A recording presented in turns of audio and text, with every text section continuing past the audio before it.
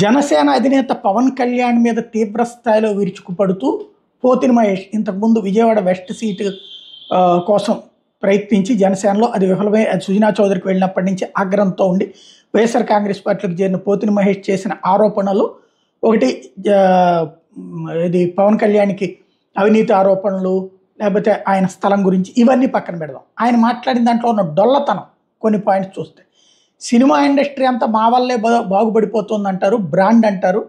మీది ఏం బ్రాండ్ ఉంది, మీరు తయారు చేసిన వాళ్ళు ఎవరు అన్నటువంటిది.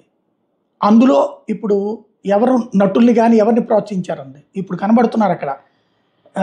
ఎవరైతే నవదీప్ లాంటి వాళ్ళు, లేకపోతే కనుక తన పేరేంటి మన హైపర్ ఆది కనబడతాడు, లేకపోతే కనుక నితిన్ కనబడతారు. ఓపెన్గా వాళ్ళే చెప్తారు కదా పవన్ కళ్యాణ్ ఇన్స్పిరేషన్ అని. కాబట్టి ఆయన స్ఫూర్తితో వచ్చిన వాళ్ళు బోల్డంతమంది కనబడతారు. అది లేదు అని చెప్తే అమాయకత్వం. రామ్ చరణ్ కూడా బాబాయ్ పేరే చెప్తారు.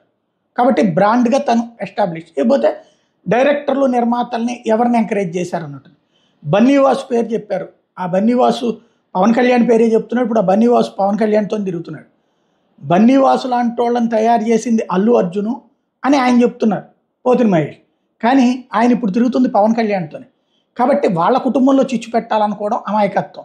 ఇంకోటి అల్లు అరవింద్ పట్ల ఒక్కసారి కూడా మాట్లాడరు. ప్రభాస్ గురించి మాట్లాడతారు, ఇంకోళ్ళ గురించి మహేష్ బాబు గురించి మాట్లాడతారు, అల్లు అర్జున్ గురించి మాత్రం మాట్లాడరు అని.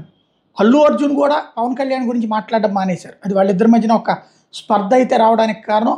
ప్రతి మీటింగ్లో కూడా పవన్ కళ్యాణ్ గురించి మాట్లాడాలని అల్లు అర్జున్ అంటాం. ఆయన ఆ మొక్క మాట్లాడినా కూడా వీళ్ళు ఇంకేం ఉపన్యాసం వినకుండా అదే అరుస్తూ ఉండటంతో ఒకసారి మీటింగ్లో విసుగెత్తిపోయి నేను నుంచి ఆ మాటలు మాట్లాడనన్నారు. అప్పుడు బన్నీని ట్రోల్ చేశారు.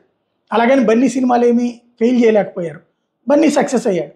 కాబట్టి ఆ గ్యాప్ వచ్చింది, అందువలన వచ్చినటువంటిది. అంతేగాని వాళ్ళిద్దరి మధ్యన డిస్ప్యూట్. ఇప్పుడు అల్లు అరవింద్ ఏమన్నా పవన్ కళ్యాణ్ వ్యతిరేకిస్తాడా లేకపోతే చిరంజీవిని వ్యతిరేకిస్తాడా? కాబట్టి అలాంటి వ్యవహారాల గురించి మాట్లాడే స్థాయి అయితే పోతిని మహేష్ కాదు. రెండో పాయింట్, పదే పదే ఆయన ఒక్కొక్క పాయింట్ అదేదో రిపీట్ లాగా చెప్తా ఉన్నారు ప్రెస్ మీట్లో. అది ఒకటి మార్చుకుంటే పోతుంది.